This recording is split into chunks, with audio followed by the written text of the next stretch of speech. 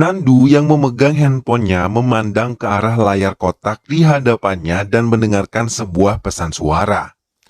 Tak lama seorang anak buahnya datang untuk memberikan laporan kepadanya kalau polisi telah menemukan mereka dan berada di perjalanan untuk menangkap mereka. Satu suara sebuah senjata terdengar memantul di dalam ruangan itu sebelum Nandu menyiapkan dirinya untuk meninggalkan tempat tersebut. Nandu menandatangani sesuatu di kertas, kemudian mengenakan jaket berwarna hijau dan menggendong tasnya pergi meninggalkan ruangan itu disambut oleh anak buahnya yang telah siap. Nandu memilih mengendarai mobilnya sendiri dibandingkan harus bergantung dengan anak buahnya. Nandu menghentikan mobilnya dan melangkahkan kaki ke sebuah tempat. Ia memandang sosok anak kecil dari gantungan kalung yang selalu ia kenakan. Ia memasuki sebuah gedung tua yang sudah tidak pernah dipakai. Ia merekam suaranya sendiri pada handphone yang ia bawa dan mengatakan kalau ini adalah kisah hidupnya. Nandu yang saat itu masih berusia sekitar 10 tahun menangis. Ia sedih dan merasa sangat terhina saat seorang polisi melecehkannya dan meninggalkan selembar uang di hadapannya. Ia selalu mengganggu dan menemukan Nandu dimanapun ia bersembunyi, hingga akhirnya Nandu tinggal di tempat kremasi. Ia merasa tempat itu aman untuknya dan penderitaannya telah berakhir. Tapi impiannya salah karena ia diperintahkan untuk menjual obat-obatan terlarang oleh seorang wanita yang ia tumpangi hidupnya.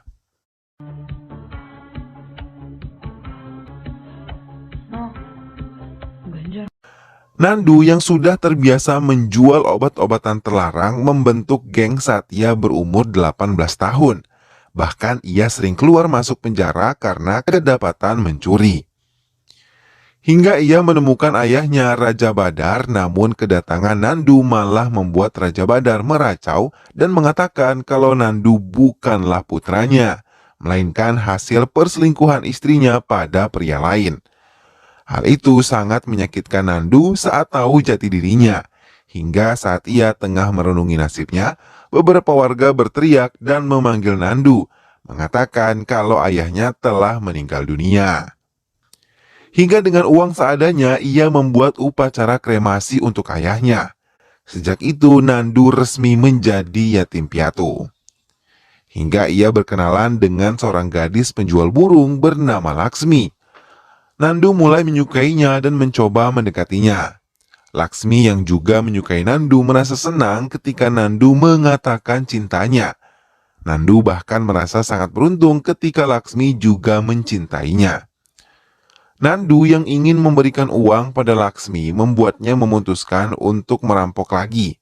Namun ia kembali ditangkap oleh polisi dan dimasukkan ke penjara. Namun setelah ia bebas dari penjara, ia ingin segera memberikan anting-anting untuk Laksmi. Tapi ia sangat merasa terkejut ketika melihat Laksmi telah tidur dengan laki-laki lain. Bahkan tanpa penyesalan, Laksmi merasa bangga karena bila ia menikahi Nandu, ia akan menangis sepanjang hari karena miskin. Nandu merasa sangat kecewa hingga ia menangis dan memberikan anting-anting yang ia bawa pada orang lain. Nandu memutuskan untuk pergi ke Andhra dan berteman dengan beberapa pemuda di tempat itu. Ia diajarkan untuk membuat minuman beralkohol di tempat tersebut. Nandu merasa hatinya telah mati karena Laksmi yang mengkhianatinya dengan pria lain yang jauh lebih kaya. Untuk pertama kalinya, Nandu menginjakan kakinya ke kuil dan berkenalan dengan seorang wanita penjual bunga. Untuk kedua kalinya, Nandu mencoba membuka hatinya. Ia jatuh hati pada wanita penjaga kuil itu yang ia kenal sebagai Cilakama, namun usahanya selalu gagal. Semua barang-barang yang ia berikan kepada Cilakama ditolak olehnya. Hingga Nandu benar-benar memberanikan diri untuk melamarnya langsung dan menikahinya. Tanpa diduga, Cilakama malah menerima lamaran tersebut dan mereka pun menikah. Perubahan pada hidup Nandu pun dimulai. Ia yang menikahi Cilakama tidak lagi bersentuhan dengan dunia bawah. Nandu bahkan selalu dimanjakan sebelum tidurnya dengan lagu yang dinyanyikan sendiri oleh Cilakama. Nandu selalu berusaha menjadi suami yang selalu melindungi istrinya dan mulai mencari pekerjaan yang halal. Ia pun mengambil pinjaman Rp50.000 untuk mendirikan sebuah toko kecil. Hingga 2 bulan berlalu, Cilakama menyusul suaminya yang masih berada di tokonya dan mengatakan dengan tergesa kalau ia hamil. Hal itu menambah kebahagiaan pada Nandu. Namun usaha Nandu tidak sedang baik. Ia bahkan terjebak hutang dan memaksa menutup kiosnya. Bahkan ia dikejar-kejar oleh rentenir dan memutuskan untuk membawa Cilakama pergi dari tempat itu. Tapi sebelum ia melakukannya, rentenir telah mengambil istrinya. Nandu mencoba mengejarnya dan mendapatkan kembali istrinya, namun mereka tidak peduli, yang mereka inginkan hanyalah uang mereka kembali. Bukan hanya itu, Nandu melihat istrinya telah dilecehkan. Nandu memohon ampun kepada mereka dan mengharapkan bisa melepaskan istrinya karena mengingat ia tengah hamil. Tapi permohonan Nandu sama sekali tidak mereka hiraukan. Yang mereka inginkan hanyalah uang pelunasan atas hutang-hutang Nandu yang terus menumpuk kepada dirinya. Nandu pergi dari tempat itu dan kembali teringat dulu ia pernah merasakan kelaparan dan kehausan hingga ia baru saja merasakan sedikit kebahagiaan kemudian menghilang. Hingga teman-temannya pun mulai membantunya memberikan uang Rp50.000 untuk membayar hutangnya. Nandu memutuskan untuk kembali ke router dan membayar beserta bunganya yang ia dapatkan dari teman-temannya juga. Sepanjang perjalanan, Cilakama menangis sedih dan hal itu membuat Nandu benar-benar merasa bersalah dan terus memohon maaf kepada istrinya itu. Nandu masih merasa bersalah dengan istrinya bahkan saat melihat kandungan istrinya yang semakin membesar. Tanpa Nandu ketahui, saat ia mandi, Cilakama menangis sedih dan meninggalkannya seorang diri. Cilakama pergi ke dapur dan menghujani dirinya dengan bahan bakar dan membakar tubuhnya sendiri. Sebelum ia membakar tubuhnya sendiri, ia meminta maaf pada bayi yang ada di dalam rahimnya. Nandu yang dikunci di dalam kamar mandi berusaha merusak pintu tersebut dan mencoba menolong istrinya. Namun semua sia-sia karena istrinya sudah tidak bisa diselamatkan. Nandu menjerit sekuat-kuatnya karena ia tidak mampu untuk menahan kesedihan yang ada di dalam hatinya.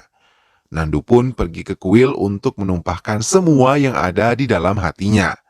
Hingga ia bertemu dengan para mananda dan ikut menjadi bagian dari kelompoknya yang selalu menipu warga dengan alih-alih bisa membantu mereka. Nandu selalu mengikuti ritual-ritual yang dilakukan oleh kelompoknya untuk membuang semua kesedihan yang ada di dalam dirinya. Nandu yang menemukan harta karun di tahun 2000 dari dalam tanah mencoba mengeluarkannya. Namun ia selalu dihantui oleh suara-suara bayi menangis dari sekitarnya. Hingga waktu terus berputar dengan cepat dan menginjak September 2014, setelah 14 tahun ia bisa menikmatinya dan memiliki kehidupan yang sukses. Sekarang Nandu menjadi rentenir yang sangat disegani banyak orang, dan beberapa dari mereka bahkan berlangganan untuk bisa berhutang kepada dirinya. Hingga semua anak buah router pun kini menjilat kakinya karena router telah bangkrut akibat kebangkitan Nandu. Dalam kehidupannya sekarang, Nandu benar-benar menikmati semuanya. Karena kini semua orang menghormatinya, bahkan ia tidak lagi bermain dalam jumlah ribuan tapi jutaan. Dunia kejahatan yang Nandu geluti pun membuatnya bisa mengancam keluarga nasabahnya untuk memberikan putri mereka untuk bisa memuaskan dirinya bila mereka tidak membayar hutang-hutangnya. Nandu yang memutuskan kembali menikah kini memiliki seorang putri yang ia beri nama Araputra.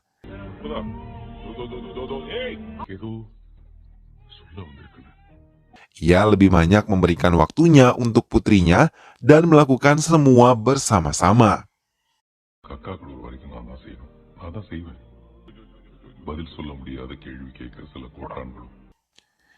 Ia tidak lagi mempedulikan masalah bisnis dan semua gangguan yang selama ini menghantuinya. Yang ia tahu, ia bahagia bersama dengan putrinya. Namun suara-suara aneh itu terus menghantui dirinya, bahkan kini sering mengganggu putrinya. Mengetahui hal itu, Nandu merasa sedih dan merasa bersalah pada semua yang ia alami. Panggilan Badi yang ditunjukkan Araputa pun mengingatkan pada masa lalunya yang terpuruk di dunia bawah, bahkan kelainan seks yang ia miliki. 9 hari yang lalu, Araputra yang memiliki teman akrab bernama Anan, mereka selalu bermain bersama ayah Anan yang memiliki hutang pada Nandu, tidak dapat membayarnya hingga memutuskan untuk bunuh diri dan menyeret namanya dalam kasus bunuh diri ini. Desember tahun 2000, Nandu bertengkar hebat dengan Pramakumari karena ia mengaku hamil oleh Nandu, tapi racauannya serta hinaannya terhadap Cilakama membuat Nandu merasa kesal dan tidak bisa mengendalikan emosinya, hingga ia memukulnya dengan menggunakan sekop yang tergeletak di hadapannya. Ia terus menghajar wanita itu hingga ia benar-benar tidak bernyawa.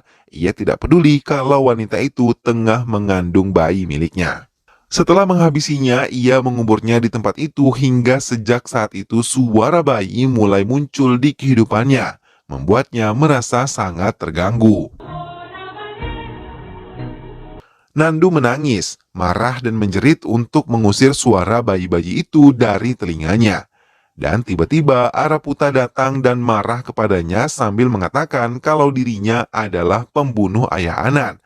Dan banyak yang mengatakan di lingkungan sekolahnya kalau Nandu merupakan orang yang sangat jahat. Nandu benar-benar terkejut mendengar racauan kemarahan dari putrinya sendiri. Ia mencoba menenangkan putrinya, begitupun istrinya, tapi mereka tidak berhasil. Araputa malah mengatakan ia sangat membenci ayahnya dan tidak ingin melihatnya kembali. Nandu hanya bisa menangis dan ia tidak tahu di mana keberadaan Araputa dan istrinya. Mereka meninggalkannya seorang diri hingga seminggu berlalu. Nandu benar-benar terguncang setelah putrinya meninggalkannya. Ia teringat semua apa yang pernah ia lakukan bersama putri kesayangannya, bahkan ia tidak menyangka sama sekali kalau dirinya yang membuat putrinya membenci dirinya. Berita kematian ayah Anan menambah rasa bersalah pada Nandu. Media membesar-besarkan masalah ini hingga kematian ayah Anan yang merupakan seorang produser membuatnya menjadi bulan-bulanan dari semua kenyataan ini. Nandu bahkan diusir oleh istrinya saat ia mencoba meminta mereka kembali.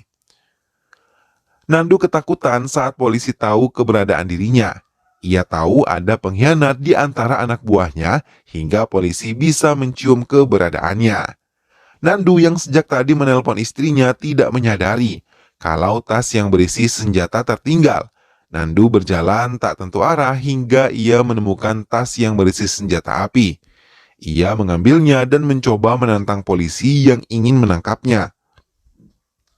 Tapi lagi-lagi suara bayi terdengar di telinganya. Nandu memutuskan untuk bersembunyi dan mencari bayi yang mengganggunya. Ia mengatakan ia ingin menemukan kebahagiaan dan kedamaian. Nandu kemudian menembak dadanya sendiri dan saat mengerang kesakitan, ia memanggil nama Araputa putrinya. Hingga tak lama Araputa datang dan menjerit memanggil ayahnya.